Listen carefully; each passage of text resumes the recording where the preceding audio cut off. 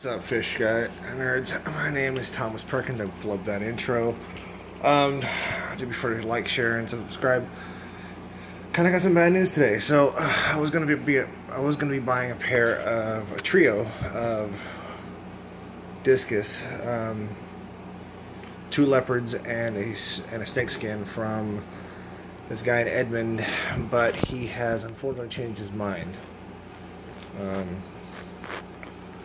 He decided that his family was too attached to him. They got a little pissed at him for trying to sell them. So he changed his mind like literally 2 to 3 days before I was going to head down there and give him the money for him. So that kind of sucks. So, I mean, what are my options here now? Well, I'm still going to be doing discus because they're like the most bang for your buck as far as raising fish. I mean, we're talking about an animal that can produce 50 to 100 fry. Each fry is worth $50 to 50 to 30 to 50 bucks depending on the strain. So we're talking a lot of money here to be made with these fish, you know, and they'll pay for the rest of the fish that I enjoy keeping, like the plecos and the epistogrammas. So I mean I still want to do that. And you know, it's not really about the money, but really it's just about it is about the money because I'm trying to get my shop up and running, but you know, the main thing is just not to let this go back to put me back. So let's just talk about like what's still possible. I go back to plan A. Before I was looking at these, I was looking at Uncle Sam's discus out of LA. I'm going to pay a little bit more money for them.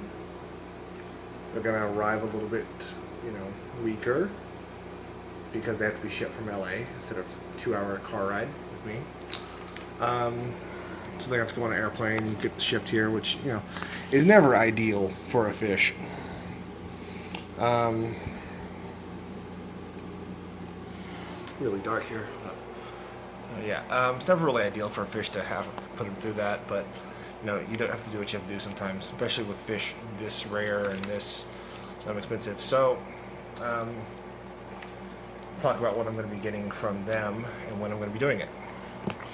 The original plan was to wait until the month of November when I get my bonus check from the casino I work for, and use that check plus the money from selling all the koi to buy some really nice discus, and I will be doing that still.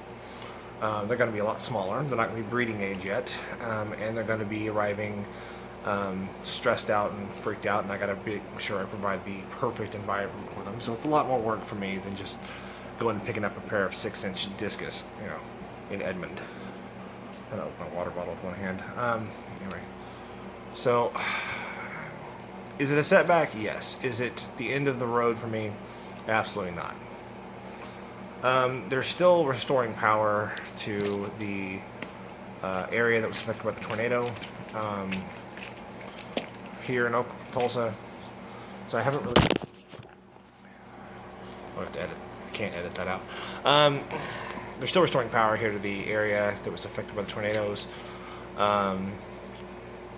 So I still don't have access to my storage unit for a couple days. I'm doing research on the best RODI media for my system. Also, I'm looking at different ways of mounting it because I'm debating on whether I want to just like mount it to the house I'm moving into. Has 2 options for me. I can either leave it on the kitchen counter and use it like that and just have a rolling trash can that I can just move in and out and pump the water in there whenever I need to, which is a pretty good option. Especially in that house, it's all flat concrete floors. The other option is to actually plumb it into the water line systems they're going to be supplying to the bedroom for me, and that will allow me to just to get RDI water straight from the tap. There'll be a little bit of metal in it probably, you know, but it will be a little bit more convenient for me to do water changes and things like that. So I mean that's an option for me. Sleeping. The lighting's a little better now. So I'm still debating on where I want to put that. I will be rather annoyed if I don't wind up using that that plumbing system that's going to go overhead. But yeah, I'm also looking at doing an order from Gemco in the next 2 months to get an air pump big enough to supply the entire room. I also need to work on building a gigantic canister filter. Hopefully you guys get to see that soon. Because I want to run the entire system off 2 pumps. It's 21 tanks. Well, 2 of the tanks are going to run off of separate systems. They're going to pick up the other canister filter I need in a couple days. So we shouldn't sell it. So I have 260 gallons running on separate canister filters. That will be my Texas cichlid tank and probably a discus grow out tank, depending on the thing. But we'll just go around. According to her, she had 55 gallons blowing all her fish around, so I'm looking at decent flow out of that. I'll have to wait to put a governor ball valve on it to control that. I'm running out of time here, so let's wrap this up. But I want to run all 19 tanks off of one giant canister filter and one air pump. So that will cut down on my costs. It will cut down on my electrical costs, which I'm still having to pay. It will also mean I have, but it comes with a few logistical problems, and we'll cover all that in later videos. But yeah, that's the plan right now. Recap, discus fell through. Gonna go back to my original plan of ordering some. So yeah. I don't know who's watching this. I don't think I have any subscribers yet. So if you are watching this, be sure to like, share, subscribe.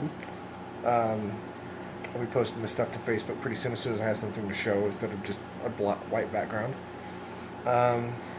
Yeah. We'll be doing the koi review pretty soon. Just testing all that out.